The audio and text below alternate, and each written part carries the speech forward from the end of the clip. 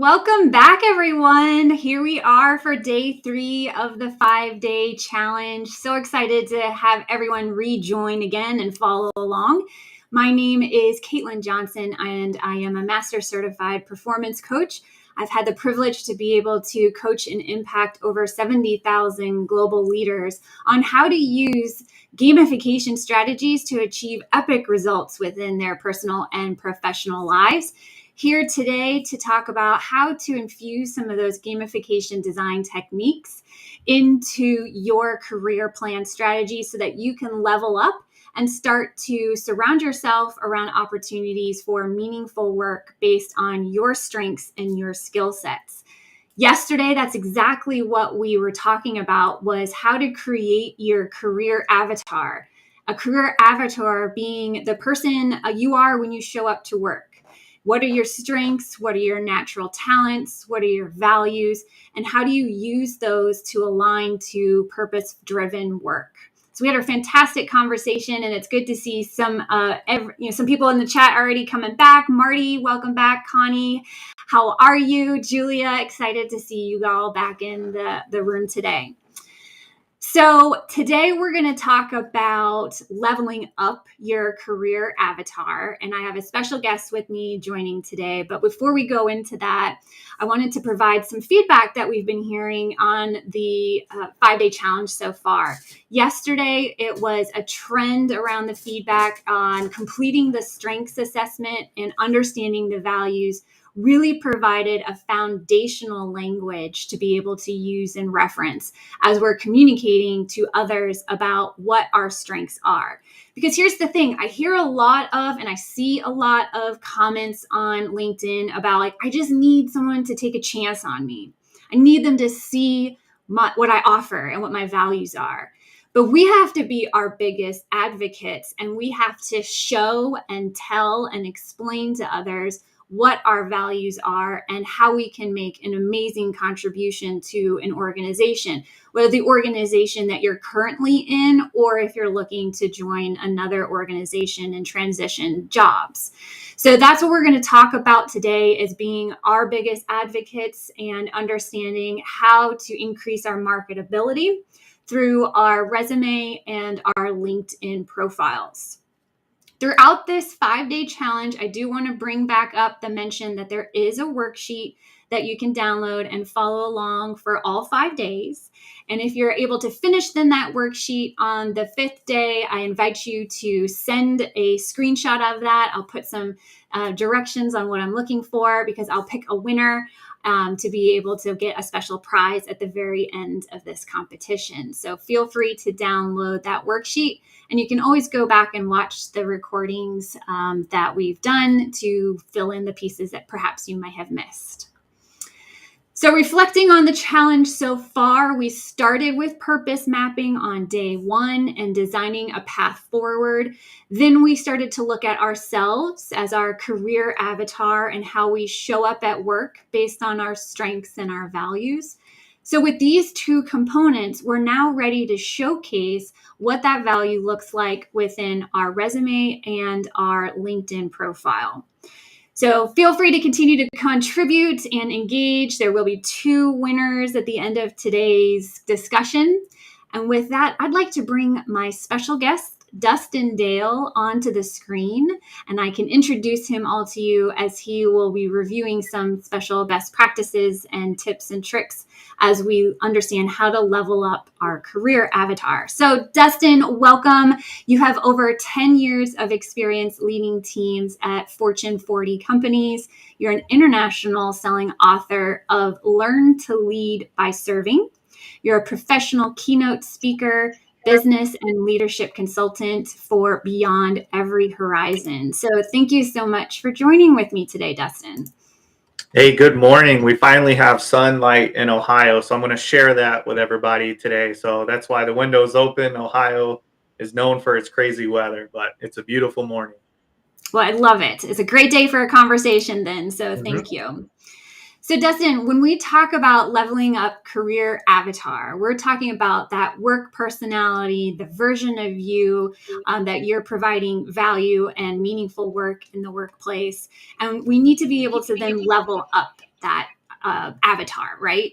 So I started to talk about being our own brand advocate. So when we think about, companies, marketing and branding and how that applies to ourselves as individuals, what do you think about that thought process of being our own advocate and being basically our own branding and marketing leader? Yeah, absolutely. One of the things I've learned over the years, and especially having stepped into the speaker world, is you have to learn to brand yourself so there's no confusion. And I like to follow the three C's. Are we clear? Are we concise? And are we captive? And when I talk about the three C's, that's the personal branding. Are we clear about who we are? Can we be concise about what we want to say?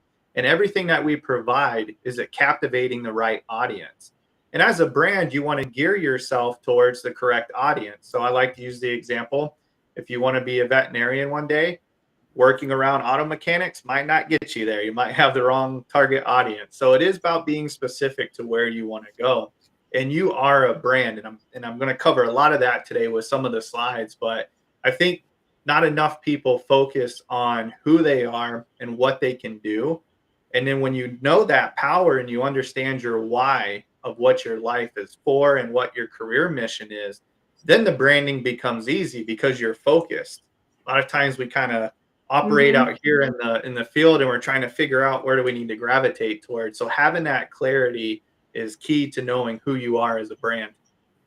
Yeah, you know what I actually like also too about what you just mentioned is like you were saying like we're out here in the field, and there's so many times that we're laser focused on driving the strategic initiatives of the organization that we're working for, and we dive in, we root cause analysis, what's going on, we operationally provide excellence within the organization, and taking those opportunities to reflect back on us ourselves, to think about what's our operational excellence, what are our root causes of value and strength, and how are we positioning that out to our target audience, which would be recruiters or networking sources out there, to really position ourselves for that next thing once we're ready. Absolutely. I like to tell people you are the CEO of yourself. You really Mm. are. And yourself is a business because you're a salesman at all times. When we're looking for a career, we want to be that brand that people want to choose, that gravitates towards.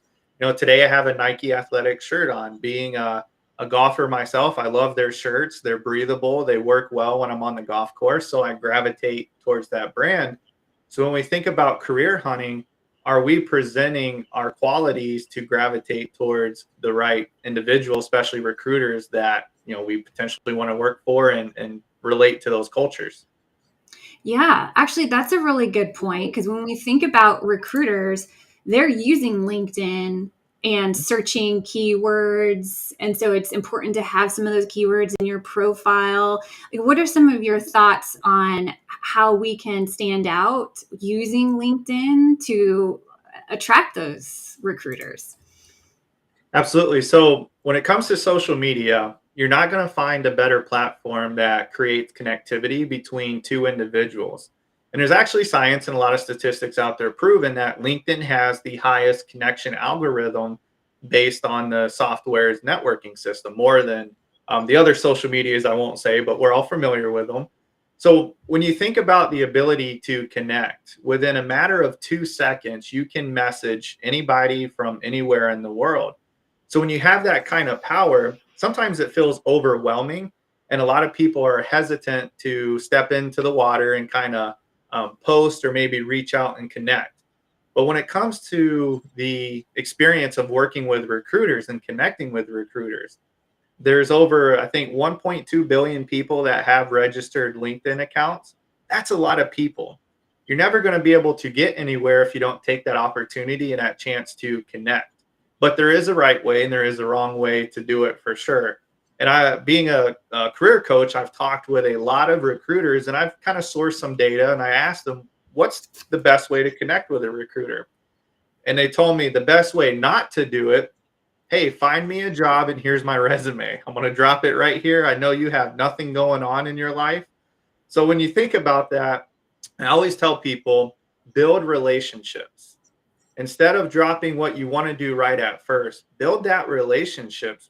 don't be afraid to reach out and say, hey, I'd love to connect. I am looking for a position, but I want to hear more about what you think about the culture or what you think about the position at hand. What has been your experience having worked there or working with that company specifically?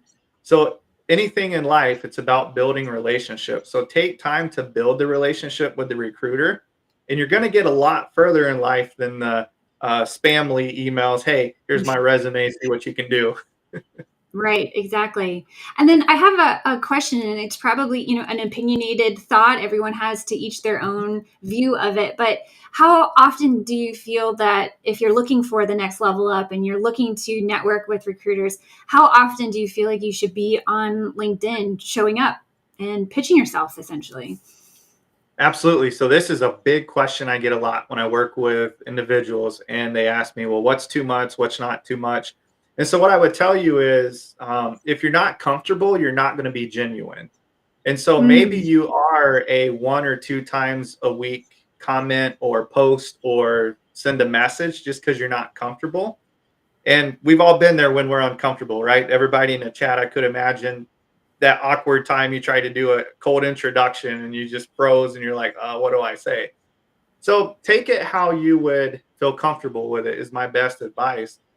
Even if it's just starting with one a week, I always say go to Microsoft Word or whatever office system you have and practice your cold typing and practice and read it back to yourself. How would this sound? Am I really being clear, concise, and captive with what I'd like to build a relationship with?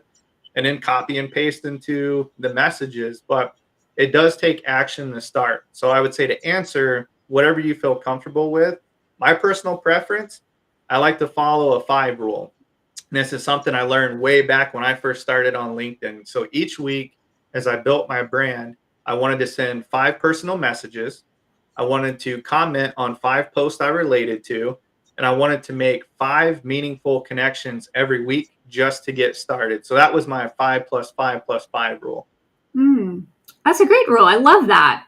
And then I'm seeing some comments coming in too from the audience as they're listening. And so we've got Jessica Daly saying, make sure to keep your LinkedIn profile updated and add detail on work history so recruiters can find you when searching for talent. Absolutely. And John talks about engaging and reaching out more is definitely a space I need to level up. So, this is an opportunity too I love the light bulb moments. This is, from this place going forward, an idea of where you can take the action. And, Marty says, I am new to LinkedIn, so I don't really have a great profile yet. And Dustin, I know you've got some really great recommendations and tips to share. So we'll go ahead and switch over to your content today, and so that you can dive right into what you're seeing gains traction in helping people level up their marketability with resumes and LinkedIn. Absolutely. And Marty, I feel you, buddy. That's one that I get quite a bit when I'm talking with individuals, and I've learned to reach out a lot more. And that's the biggest feedback I've heard is I'm either new to LinkedIn or I'm not really sure if my profile resonates. So, and that's with all of us, even those of us who have been on LinkedIn for a while. There is a lot of consistency in staying updated. So that's what I want to go through today. And this will help you either learn to update and become a better version of what you're putting out there, or it'll help you get started. So we're going to kick it off with. And Dustin, I'm going to interrupt real quick because I'm going to offer a challenge to the audience. And oh my gosh, I'm so excited with this. But find 2 to 3 things that Dustin talks about that you can then take away for action. Okay. So that's your challenge and your goal based on the information shared today. 2 or 3 things that you could do. Dustin, you got to tell me about this picture. It brings back so many memories. Yes, absolutely. So I put this up because I'm going to date myself a little bit. These were games I played as a kid. I absolutely loved them. But the reason I chose this and that question above, and I love to see everybody's answer in the chat, is when we were kids, right? So everybody put their kid hat on. We're going to, get a cup of juice here, and we're going to think back to our younger age. Why did we choose to play characters in certain games when we were little? And the answer is we were gravitated towards their story. We love them. My personal favorite was Sonic. I was the biggest Sonic kid because I loved his speed. And I loved listening to the little loops as he would go to collect the coins and save the princess. But we gravitate towards their brand. These games were designed as to gravitate towards kids because we all love the fast characters. We all love being the bad guy when we weren't supposed to. We were supposed to be good kids, but we had that evil streak in us a little bit. So we gravitate towards these characters based on, we'll say, their resume and their profiles. And so at the bottom there, I specifically put your resume and your profile equals your story. And when you are choosing a character as a kid with your resume and your LinkedIn profile, you want they, meaning the hiring manager, the recruiters, the right company to choose you. And so you have to represent that the best way possible. And so I just wanted to put this up for everybody to enjoy real quick. Like I said, brought back some great memories of when I was a kid there. Yeah, we've got people saying Sonic rules, Yeah. and Marty said he started playing with Pong. And, maybe many of us have kids and are still playing these games, quite frankly, because I've got, old systems with a lot of those games that my kids are now playing too. So, what a great connection of game player. We were talking about game player types yesterday, but looking at it from the view of a story. And you want to be, that epic player that gets selected and chosen, right? Absolutely. And that's that picture just stood out to me. So the big question is, how do we do that? How do we start to build that brand? And so there's a ton of things you can do, but I wanted to pick probably the 5 most influential things that could really help you with your LinkedIn profile, whether you have had one for a while or you're just starting out and building a new one. And a lot of open to work banners that you see when you look at their profiles, and I've looked at, no joke, well over 500 this past year doing critiques or helping. There's always some key things that I've noticed that are missing. So I might not hit everything today. I saw somebody talk about your tagline. I absolutely agree. I think that was Connie. That's a great call out. Taglines are super important. But I want to start off with just the 5 basic things that I personally look at. And so the first one is your banner picture. Is it personable? Is it relatable? And is it descriptive? So for everybody who may not know, it's the picture behind the picture on your LinkedIn profile page. And actually that question comes up a lot. They're like, well, what's a LinkedIn banner? I've never heard that terminology used before, especially if you're new to LinkedIn. So that's a great real estate space. So when you think about prime real estate and we see the beach houses that are immaculate on the ocean front, it catches the attention. We love looking at those pictures. So your banner picture can be your prime real estate to put how amazing you are, how cool you are, or maybe something that you're drawn to specifically. It could be a hobby, it could be an interest, or even a career field that you would like to go into. So think about those kind of 3 things. And again, this goes back to clear, concise, and captive. Is your message clear in your banner? Is it captivating the right audience that you want to have? And they are easy to make. Most people are familiar with Canva, the software system. It is free, or you can use the pro version, which is what I use to do marketing. But with Canva, you can go to the software, type in LinkedIn banner, and it'll actually pull up, I think, over 2,000 examples that you can click and use yourself. So it's very easy to make. Don't feel intimidated if you're like, well, I don't know how to do that. There are those rules, and we'll make sure that information gets out. So your banner picture, make it personable, relatable, and descriptive. Number 2, your profile picture. So this is a fun one.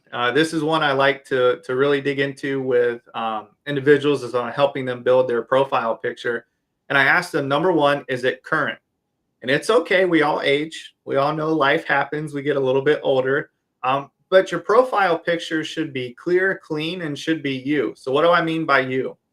Over the past, there's multiple times I've come across where there's like 3 or 4 people in the picture. And so I asked the question, well, which one are you? They're like, oh, I didn't think about that. So, and then you see the people that, cut and edit and crop, and then it kind of looks just a little funny. And again, not everybody has that software. That's okay. Little tip for you, Canva will help you do that. So you want to have a good, clean, clear picture of you. So that way you have that representation. There's no confusion on who you might be. And then it's staying up to date. If you happen to have a friend that does photography or know of somebody who does, I always recommend if you can get, just a cheap professional headshot done, that does help build the brand quite a bit more. But again, not everybody has that option. But iPhones and Android phones now do just as good as some cameras. So think about that professional headshot. One last detail I would say is look at your background when you take the headshot too as well. Really pay attention to what's behind you. You want it to be clean and clear. I've seen I think Bigfoot was in one of them. I'm pretty sure I saw, and then the Loch Ness monster was in the other one. So just pay attention to what you have behind you. And then we go to number 3, the about me. This is the section I would say where a lot of people struggle the most.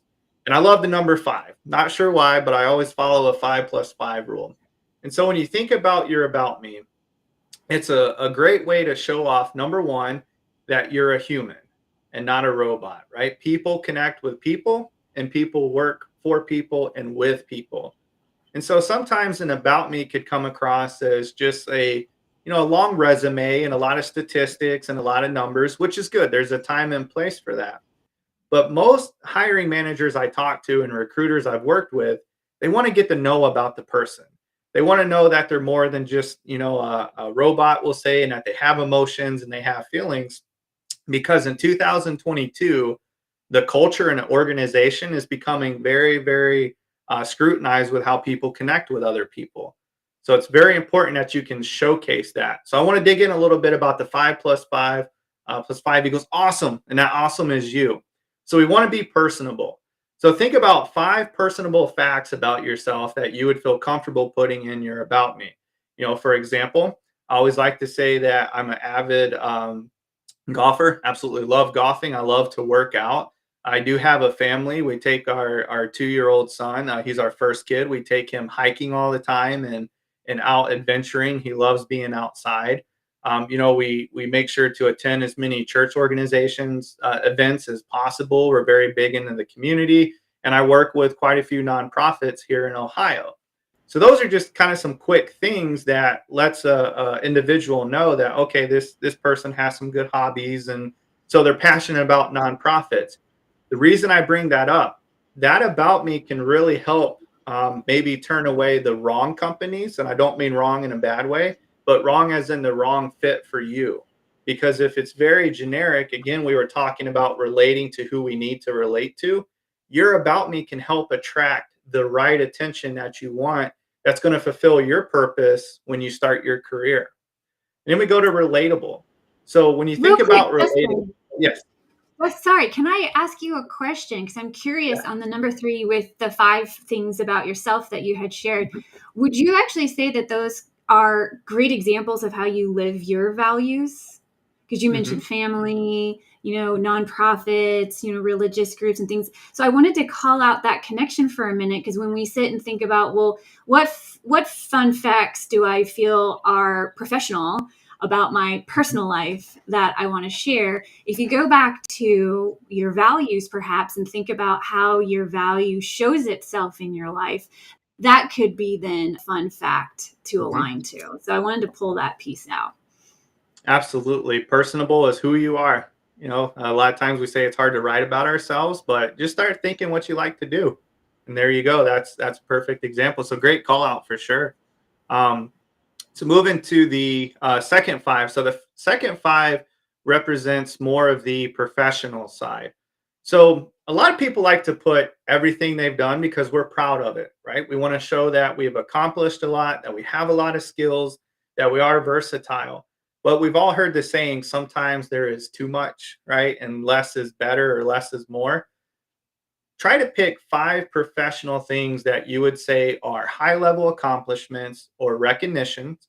Let's say you've won manager of the year or leader of the year, you were top sales individual, or most times with transitioning teachers I've worked with, they were a team leader and they were responsible for a group of other educators and really helped develop their programs and did peer-to-peer feedback. So just kind of think about 5 uh, top line, very successful, proud moments that you have for your professional career. And then you can relate those in below the relatable. So as we start to layer this, we get to know the person. We understand they have hobbies and their personal values. And then we go into, okay, here's the professional good things. Again, recruiters and hiring managers are looking. I can relate to this one, or no, this doesn't really fit our culture, but I can understand how they could transfer that skill into a position potentially. And I'd love to talk with them a little bit more. And then so the last five. The last five are probably my favorite. And it's what I call I'll say the ambition five.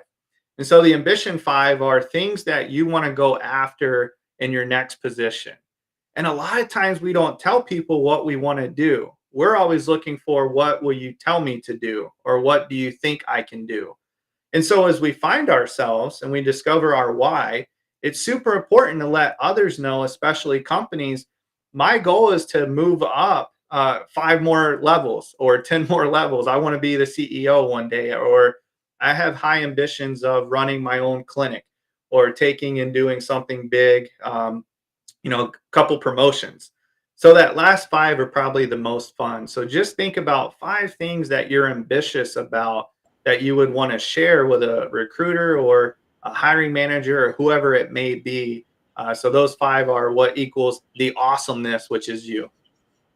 And I'll chime in real quick on this one too, because I'm seeing connections with the purpose mapping that we had done earlier, because that was, the big direction and the dream of where we want to go. So you could probably pull in some of those 5 awesome things, that you're looking for, in advancement within your career at that point. Absolutely. And just don't be afraid to say what it is you want.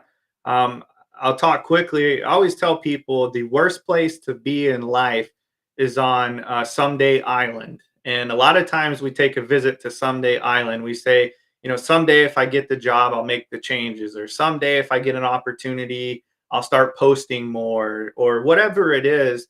And with that last 5, that's where we can break free from Someday Island and put it out there. This is what I'm looking for. And it's absolutely okay to say what it is you're looking for, because again, you don't want to be miserable with just accepting good when you know that you have a lot of greatness to offer. All right. So number 4, experience. Another tough section on the LinkedIn profile there. So with experience, again, going back to number 3, sometimes less is more. I've seen a lot of profiles over the year where the experience was almost every little detail that they did. And so it started to read more as a job description versus accomplishments, achievements, and data driven results that you accomplished as a leader or as the individual. So the reason I put be specific and intentional is really think about what you want that individual who's looking at your page to know about you from an experience standpoint. So if you have leadership, always start with the leadership. That's a big thing that a lot of job descriptions are looking for.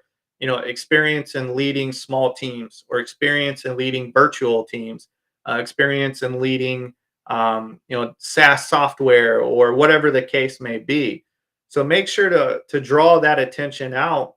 And I'm going to cover here in a little bit how much you should actually put into the experience. But be intentional with what you write.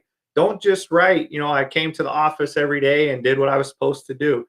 Be intentional with the greatness that you have inside of you to say, you know what, when I showed up, my teams were motivated, or I accomplished task plus some. My leader was always coming to me, hey, can you do some extra today? And absolutely, you got it, boss, I'm on it.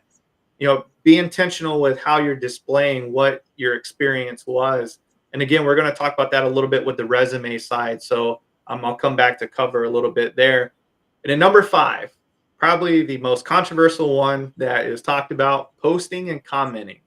And so the reason I put all eyes are on you is for a very specific reason. I've seen a lot of posts over the year that maybe we're sending the wrong message with the right heart. And I always say that very delicately. Now, when it comes to posting and commenting, it's absolutely a free world. You can say, whatever you'd like to say. But when we think about branding and we think about our culture and what we want to represent, your posting and your comments can help you build that brand. And I'll give you a specific example. I started my LinkedIn journey in February. I was not active on LinkedIn previous to that, maybe once or twice. And over the course leading up to today, just by posting and commenting about the motivational things I talk about, the book I published, and the career coaching. I think I just hit over 500,000 impressions and then a little over 10,000 engagements. But again, you're talking to a guy that was breaking his own rule how many months ago? I would never post and I would never comment. But since I started picking up on that, I started to draw the right attention that I wanted or the right people I wanted to come into my life. Hence why I'm sitting across from you today. We actually met through a connection post that we started talking. And so you can have the right heart, but the wrong message in posting. So really think about that when you're putting it on there. One thing I would tell you is a lot of people are hesitant. Well, what do I post about? How do I know what to say? And I always tell people, think about 3 things that you love the most with what subject you're passionate about. So I'll give you an example. I talked with a connection a while back ago. They were a coach, where it was an amazing coach, but they weren't sure what to post about. So I said, well, being a coach is like being a leader, right? And they said, yeah, absolutely. I lead, the individuals through a lot of activities and coordinate a lot of things. Perfect. Talk about what leadership it takes to be a coach in your post. And so next thing I know, this individual's on fire. They're coming up posting every single day, and they went from not posting at all. But again, when they post, they're bringing in those companies that see, yes, this individual may be a sports coach, but I could see that transferring into my organization, leading a small team of 5, 6 individuals. They know how to motivate, they know how to inspire. So just a little bit there on the posting, commenting, just some things to think about. Now, Well, this is fantastic. I know you just went through all of your LinkedIn recommendations and advice, and then we'll transition over into the resume pieces. And we're getting some really fantastic comments too about great connection with values that we talked about yesterday, and then 5 facts today. And Connie really appreciates the right heart, wrong message call out, and looks like she's had a light bulb moment around that too. So this is fantastic. absolutely. So I want to get through the resume because this is definitely a tough section that a lot of people face. And as a career coach, is probably where I spend a lot of time helping individuals really ensure that they're representing themselves. So we'll kind of go through quickly, and I do have good news. Everything I'm covering today will be available to everybody. I did create a PDF checklist that everybody will be able to have. So that way you don't have to try to remember everything. You can follow it and build your own profile and resume. So we'll get through this a little bit quick here. So job description versus highlight reel. So what does that mean? A lot of times when you look at a resume, those who are not super comfortable with writing about themselves or calling out their highlights or their accomplishments, they sort of write a resume that looks like a job description. I submitted office claims or was in charge of billing, etc. So when we write a resume, we want to think about a highlight reel. These are a great moment for you to amplify the experience. And I always tell people, you pay the tuition by your experience for life. So now is the time to take your resume and put that tuition to good use. So make sure you focus on high level leadership, good data driven facts, things that represent how you took control and something got better because of it. Next thing, I want to jump across the screen to mission summary, professional summary. So these are both the same thing. And when I talk about these 2 words, it's that little blurb at the top of your resume right below your name and information. This goes back to kind of my 5+5 rule earlier I was talking about.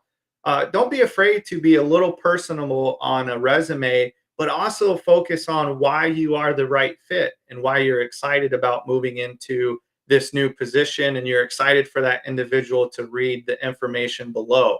So personal, professional summary. I do have an example I can send out as well to Caitlin to get to everybody because that can be a little tricky. But think of it real quickly as maybe that's the only catch you have somebody reading your resume. And if it comes across, we'll say a little boring or a little robotic, they might not be able to captivate that, or you might not be able to captivate their attention to see that professional summary you have. So how many bullet points? This is a big one as well. Your most recent position or most recent career should have the majority of your bullet points. But again, there's a max to bullet points. 5 to 6, again, depending on how long you were there and what you did, 5 to 6 strong bullet points that are concise and clear and show representation of you accomplishing achievements is perfect for a resume. What you don't want to have is your most current experience with 3 bullet points and then the last experience 10 years ago with 15. And again, that makes sense to us. We worked there maybe longer or did a lot more things, but they're not looking for what you did 10 years ago. They want to know that you can take that experience from 10 years ago and here's what you did currently. And then we're going to jump over to the right, what belongs, what doesn't belong. So what belongs is good data-driven examples. What belongs is a demonstration of leadership. What doesn't belong are filler words. And so when I say filler words in resumes, I've seen I, we, but, they, them, and so you want to be clear about how you write the wording in your resume. So try to remove those filler words. Again, the bullet point is a demonstration of skill or demonstration of leadership. Then we're going to jump down to the bottom left. How many pages?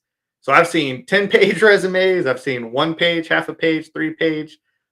There is a guidance, we'll say, for resumes. 2 pages max will cover the majority of individuals with their career experience.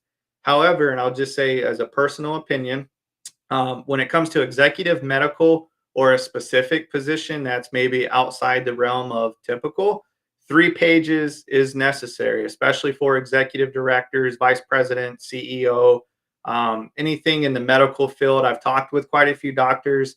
Their resumes are 3-4 pages to really demonstrate the doctoral knowledge that they have. And I did see a question come in real quick that I want to answer. Thoughts if making cover letters necessary these days? This has been a 50-50. What I would say, the cover letter is good for that relationship building between messaging a recruiter. And so you can write a really good cover letter that talks about how you can transfer those skills. And maybe you just attach that down the road with the recruiter. But when it comes to applying, most times it is just the resume that they're looking for or that they want to see. And I'm going to cover quickly about the ATS system because that's been a hot topic as well. So that's going to fall under, does formatting matter? So with the ATS system and with the automatic applicant trackers that are out there, most times it's based on the software that is used to write the resume on what kicks in or kicks out. And so what I mean by that is I've talked with individuals who actually use ATS and have coded ATS. ATS will not pick up on Canva, on a Canva resume. The reason why is there's specific fonts and specific coding in the Canva software itself that ATS just doesn't read. So if you've built a resume on Canva and you've had a lot of rejections with it, potentially it could be because there's a font that the coding that ATS uses doesn't recognize. So formatting is very important. Google Offices, Word, anything like those are the best software systems to use for it as well. Last thing I want to cover with formatting is the flow of the resume as well. So we want to have the mission statement first. We want to have potentially a skill section. You can move that to the bottom or towards the top. Again, no more than 4 to 6 bullet points on the skills. We don't want to list that we're great at everything. We know we are, but just, those key specifics. And then we go into experience. And then at the bottom, we have the education, the other curricular activities we're involved with, or accomplishment. So again, I know I kind of covered through that pretty quick, but I wanted to make sure that I highlighted some of the key things in the PDF that's going to be sent out. There is that checklist that covers all that as well. I just seen the Canva, the formatting on Canva. That is something I did not know, and I guess I've yet to find that it's not true. There are some funky fonts in Canva and some designs that I guess the software just doesn't read when it goes to scan.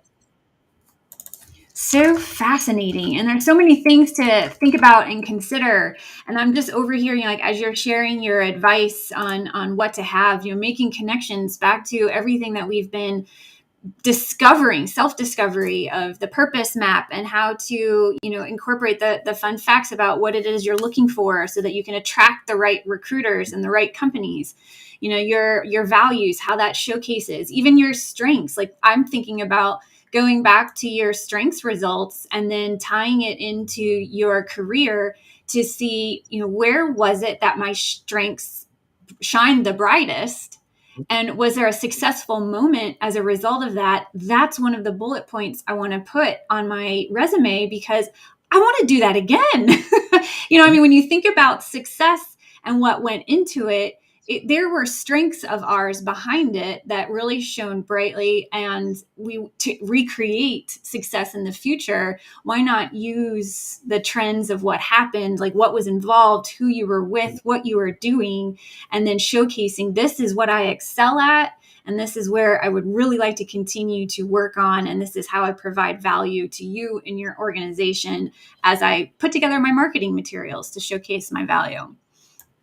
Absolutely. And resume could easily be a 8-hour long seminar on the do's and don'ts. So this was a quick snapshot about it as well. But yeah, great call out, especially cover letter. Again, I love that question. Save the cover letter maybe for that hiring manager or that recruiter you connect with on LinkedIn. Don't send it at first, but as you build that second relationship, ask them, hey, would you mind if I sent you my cover letter to see if I fit the culture or if I fit the organization?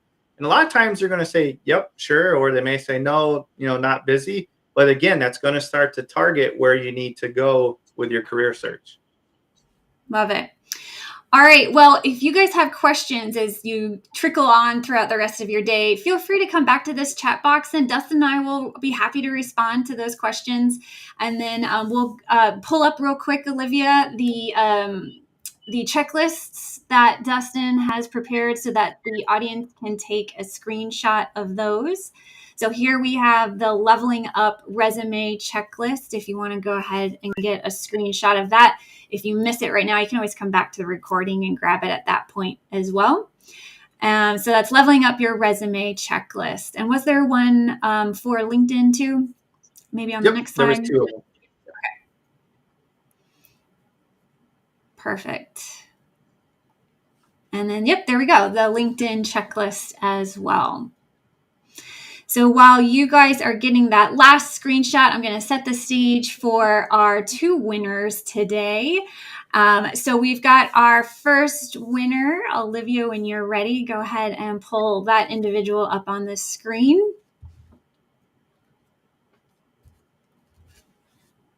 Olivia, she's so busy behind the scenes doing it all. She's making the magic happen today. Yeah. All right. The winner is...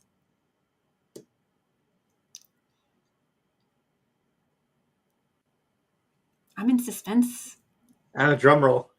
I know. Okay. Wow. Jessica Daly, congratulations. You get today's winning prize of a 1-hour coaching session with Dustin himself. So I'll be happy to establish that connection with the 2 of you. Congratulations and thanks for your involvement today. And then for our second winner today,